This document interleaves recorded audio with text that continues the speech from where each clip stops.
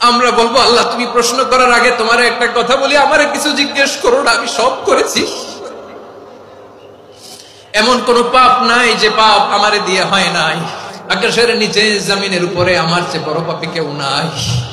একটা একটা করে আল্লাহ স্বীকার করি আমি পাপী, সব পাপের স্বীকৃতি দিলাম। পৃথিবী না জানুক আমি তো জানি আমি কি পাপ করেছি।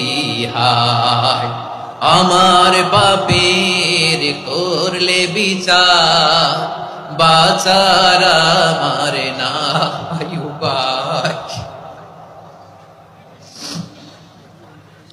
দয়াময় তুমি মাফ করো আমায়,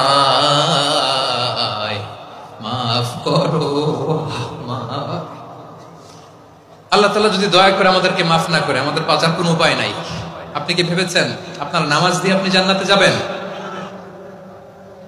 আপনি তাহাজ্জুদ গুজার, সেজদা দিতে দিতে কপালে দাগ ফেলেছেন, এটা আপনারা জান্নাতে নেবে না। আপনি এলাকার সবচেয়ে বড় হাতেম তাই দানশীল, এই দানের ভরসায় বসে আছেন কশিন কালো। আমাদের নামাজ, আমাদের রোজা, আমাদের ইবাদত, এগুলোকে মিজানের পাল্লায় উঠালে কোনো ওজনই হবে না। তবে আমাদের একটা কৌশল জানা আছে, আমরা আল্লাহর রহমতের ভিখারি। আমরা সেদিন আগেই গুনার স্বীকৃতি দিয়ে দেব। আমরা বলবো আল্লাহ তুমি প্রশ্ন করার আগে তোমার একটা কথা বলি, আমারে কিছু জিজ্ঞেস করো না, আমি সব করেছি। এমন কোন পাপ নাই যে পাপ আমারে দিয়ে হয় নাই।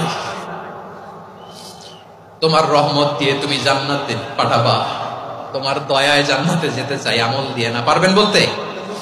কিয়ামতের দিন আমরা বলবো আল্লাহ আমার আমল দিয়ে জান্নাত চাই না, আমি তোমার দয়া দিয়ে জান্নাত চাই।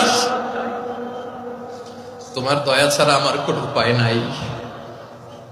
কারণ আল্লাহ যদি বিচার করে বাঁচার কারো উপায় নাই। আল্লাহ যদি বলে ফেলেন তুই এটা করলি কেন, ওখানে গেলি কেন, কোরআনে 1000 বার নিষেধ করলাম তারপরেও এই পাপে জড়ালি কেন, এরকম প্রশ্ন ছুড়ে দিলে আমার উত্তর আছে? বাঁচার কোনো উপায় আছে? রোজ হাসরে হে আল্লাহ আমার করোনা বিচার, আল্লাহ করোনা বিচার। বিচার চাহি না তব দয়া চাই, এ গুনাহগার করোনা বিচার। আপনার আমল দিয়ে জান্নাতে যাবেন? কি দিয়ে যাবেন? আল্লাহর দয়া দিয়ে। আল্লাহর রহম আর দয়া ছাড়া কেউ জান্নাতের চেহারাও দেখতে পাবে না। আমার প্রিয় ভাইরা, এই দোয়া আল্লাহর কাছে পছন্দনীয় হওয়ার কারণ 3টা। দোয়ার প্রথম অংশে আছে তাওহীদ, আল্লাহর একত্ববাদের ঘোষণা।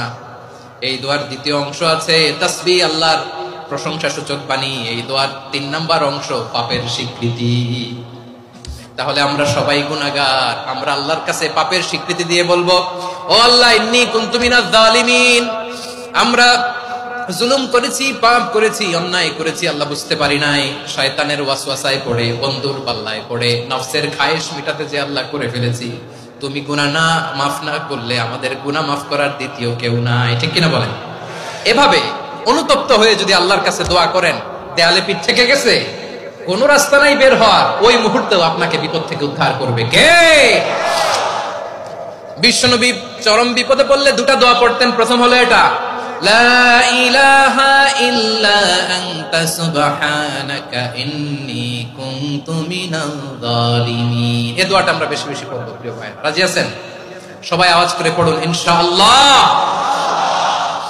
আমার প্রিয় ভাইরা, বিপদে পড়লে বিশ্বনবী আরো একটা দোয়া পড়তেন, লা ইলাহা ইল্লাল্লাহুল আযীমুল হালিম, লা ইলাহা ইল্লাল্লাহু রাব্বুল আরশিল আযীম, লা ইলাহা ইল্লাল্লাহু রাব্বুস সামাওয়াতি ওয়াল আরদি ওয়া রাব্বুল আরশিল কারীম।